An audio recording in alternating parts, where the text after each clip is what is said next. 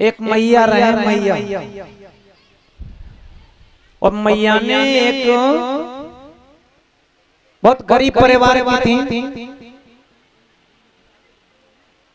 तो वो मैया अपने पति से बोली, महाराज बड़ी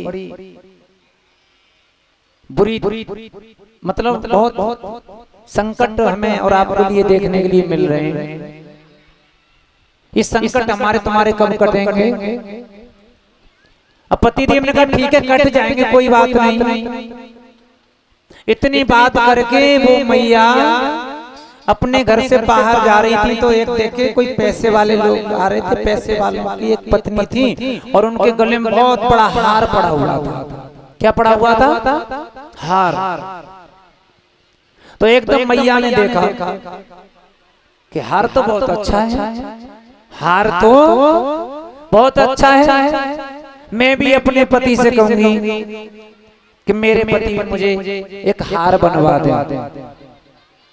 अब आई आकर के बोली, महाराज एक काम करोगे? बोलो। एक बात और बताएं यज्ञपति महाराज, अगर इन माताओं का कोई मतलब होता है ना तो पति से बड़े प्यार से बोलती हैं। बोले या ना बोले? है ना? जी ओ जी कहाँ से आए जी? पानी लाऊं जी? भोजन में कहाँ बनाऊं जी? और शाम को महाराज कल में अभी फिर जाएंगे कि साड़ी ले आएंगे। है जी? मैया बड़े प्यार से बतला रही थी और पतिदेव ने कहा बोलो क्या बात है? कि महाराज एक काम करो, तुम एक हार बनवा दो। क्या बनवा दो? हार। एकदम पतिदेव बोले, हार की तुम बात कर रही हो? एक पैसा तो जेब में नहीं है, तुम हार की बात कर रही हो? कि महाराज कुछ भी करो, हार चाहिए मुझे। क्या चाहिए? हार। ठीक है। पति ने बोल दिया 4 बीघा खेत बिकेगा। है जी? 4 बीघा खेत बिकेगा तब बनेगा तुम्हारा हार। तब बनेगा हार, ऐसे थोड़ी बन जाएगा।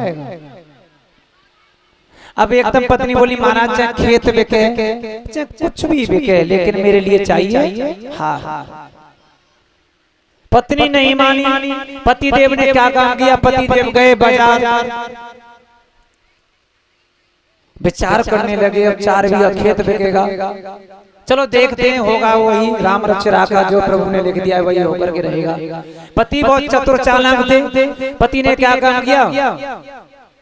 खेत में तो कुछ नहीं बेका, कुछ नहीं बेका।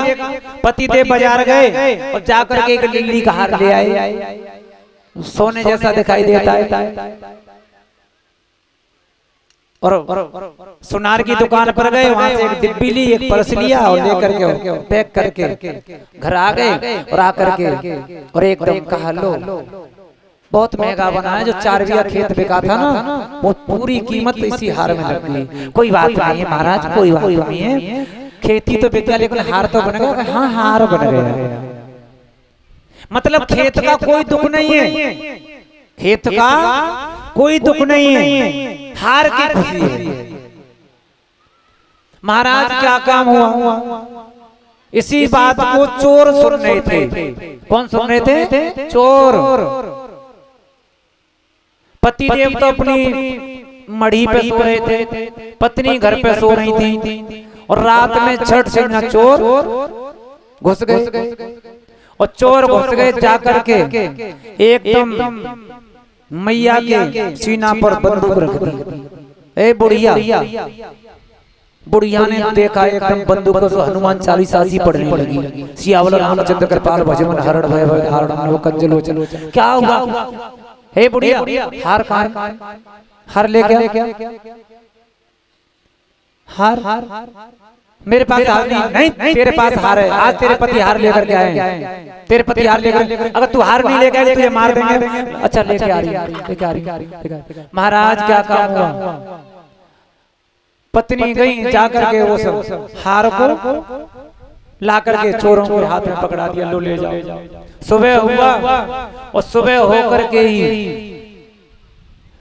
अब वही मैया अपने पति के पास पहुंची, रोती रही, चिल्लाती रही, महाराज क्या हुआ, क्या बात है, बात क्या है महाराज, बात क्या है। अरे पति देव बोले बताओ तो सही। अरे क्या बताएं महाराज, इतने खेत भी चलोगे और इतने हार चलोगे। पति देव बोले हार कहाँ चला गया महाराज, रात घर में चोर घुसे वो हार ले गए, खेत भी चला गया 4 बीघा और हार भी चला गया। अब क्या करें महाराज, क्या करें। पति देव बोले अब क्या भीख मांगो, अब क्या भीख मांगो। पत्नी बोली महाराज सही कह रहे हो, कि सही तो कह रहे हैं, हम जानते थे कि सोने की आवाज सुन करके, सोने की आवाज सुन करके दीवारों के भी कान हो जाते हैं। इस वजह से हम लिल्ली का हार लेकर के आए थे, इसी वजह से हम लिल्ली का हार लेकर के आए थे। कोई बात नहीं, चला गया तो जाने दो, हमने खेत नहीं देखा, खेत तुम्हारा बच गया। ए महाराज बहुत बड़ी कृपा करी तुमने, कृपा करी, चलो हार चला गया तो चला जाने दो, लेकिन खेत तो तुमने बचाया दिया है। तो ऐसे समझदारी से काम करना चाहिए। एक बात और बता रहे हैं हम तुम्हें, हमारे जितने भी पैसे वाले भाई होते हैं वो अपनी चीज वगैरह तुम्हें नहीं दिखाएंगे, कुछ भी नहीं दिखाएंगे। लेकिन हम तुम गरीब परिवार के लोग होते हैं ना, ज्यादा कितना सोना होगा तुम्हारे यहाँ पे, यज्ञपति महाराज, परीक्षित महाराज, कितना सोना होगा तुम्हारे यहाँ, कुछ नहीं होगा है। ज्यादा खिंच के होगा तो 1 तोले 2 तोले, बस इतना ही अपने गुजर करने लायक। लेकिन जब हमारी तुम्हारी माता जब जाती है ना, या तुम्हारी पत्नी जी जाएं अपने मायके में, तो गले में हार सामने डाल के ले जाएंगी।